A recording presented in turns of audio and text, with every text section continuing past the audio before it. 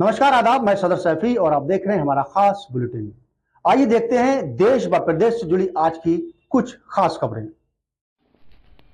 और देश में वक्फ संशोधन बिल को लेकर बरेली के मौलाना शहाबुद्दीन का एक बड़ा बयान आया है। उन्होंने कहा है कि मुसलमानों को घबराने की आवश्यकता नहीं है।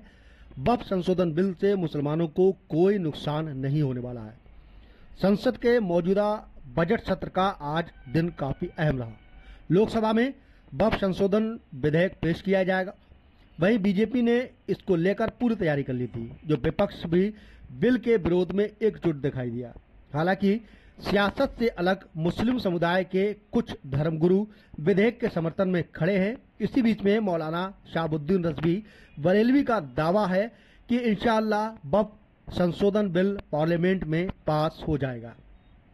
संसद के सत्र की शुरुआत 11 बजे हुई, जिससे 1 घंटे प्रश्नकाल के बाद दोपहर 12 बजे लोकसभा के पटल पर बिल को रखा जाएगा।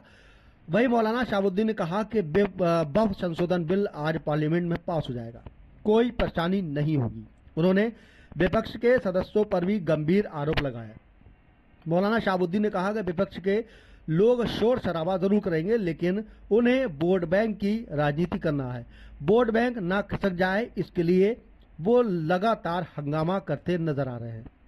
इसी बीच में मौलाना शहाबुद्दीन रजवी बरेलवी का कहना है कि वक्फ बिल से मुसलमानों को कोई खतरा नहीं है। उन्होंने आरोप लगाए हैं कि मुस्लिम पर्सनल लॉ बोर्ड के लोग और सियासी जमातों के लोग उनको डरा रहे हैं और अफवाहें फैला रहे हैं। उन्होंने कहा है कि मुसलमानों को यकीन दिलाना चाहता हूं कि ना ही मस्जिद छिनेगी, ना ही दरगाहें छिनेंगी और ना ही खानकाएं और ना कब्रिस्तान छिने जाएंगे। कुछ भी नहीं छिनेगा, ये मेरा वादा है। ये सिर्फ और सिर्फ अफवाह है और इस पर बिल्कुल भी गौर करने की जरूरत नहीं है।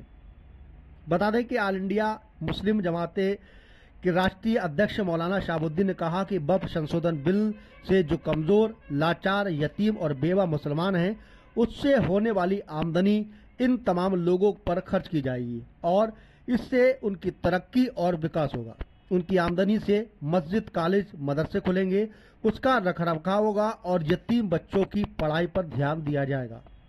संसद में बुधवार को आने वाला वक्फ संशोधन बिल काफी अहम रहा। इसमें समझने वाली बात यह रही कि वक्फ बिल को जेसीपी की रिपोर्ट के बाद पेश किया गया। इसके सत्र में विधेयक को सदन में रखा गया, जहां एक संसदीय समिति का गठन करके बिल पर लोगों के विचार और सुझाव लिए गए थे। इस संसदीय समिति में सत्ता पक्ष के अलावा विपक्ष के सांसद और यहां तक कि असुद्दीन ओवैसी, जो मुस्लिम के नेता कहे जाते हैं, वो भी शामिल हुए थे। वहीं संसदीय समिति की रिपोर्ट को इसी बजट सत्र से पहले चरण में संसद के पटल पर रखा गया। फिलहाल सरकार ने इस बिल को पास कराने की पूरी तैयारी कर ली थी, जो अब ये पूरी तरह से पास हो गया है।